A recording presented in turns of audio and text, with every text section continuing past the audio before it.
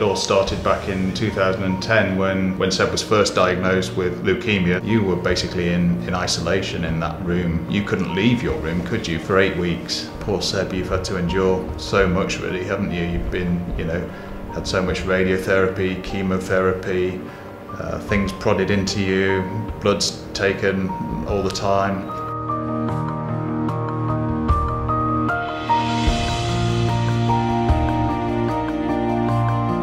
I loved Elijah before he was born. When he was about 18 months old, he'd had a few issues, but one of them was that he was really unsteady on his feet. A trip to A&E led to an MRI, which actually took 24 hours to have, which was a really stressful, worrying time.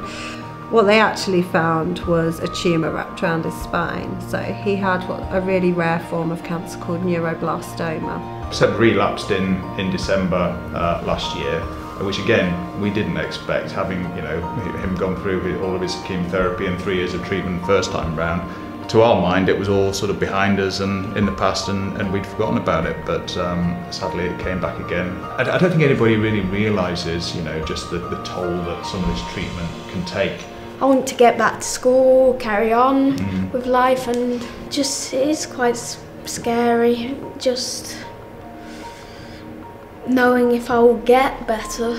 I think it just completely blindsided everybody. When all of Lauren's friends found out, we all wanted to help, but you're not equipped to truly support, and the comfort and reassurance of a charity like Candlelighters being there to support her. It was made all the more sort of tolerable and comfortable through a lot of the support that Candlelighters provide. The Candlelighters staff and all of the facilities and equipment that they provide just makes the whole experience a lot easier. Our lives have been touched by Candlelighters for some time.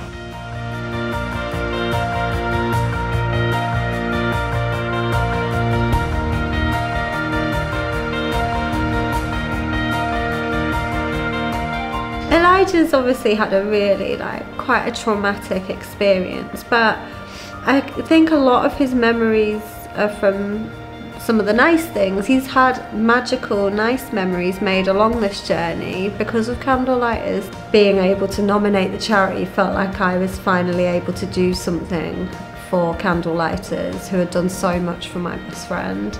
And then obviously in January we found out we'd won, which we never expected.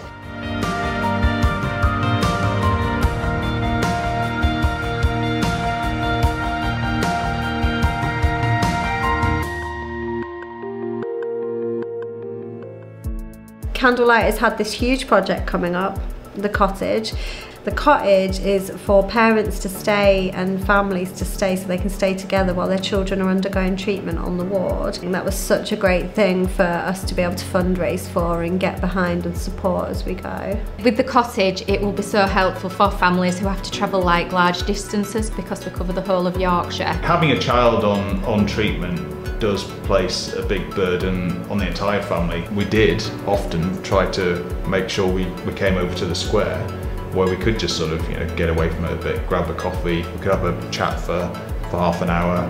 It's a really good space to just get out the wards, to release stress and just play a game, just to get out. It's just nice.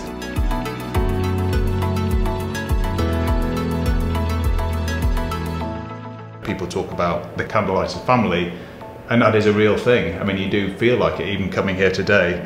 Feels a bit like sort of coming home almost, doesn't it? It's just the magic of Candlelighters, they're always by your side.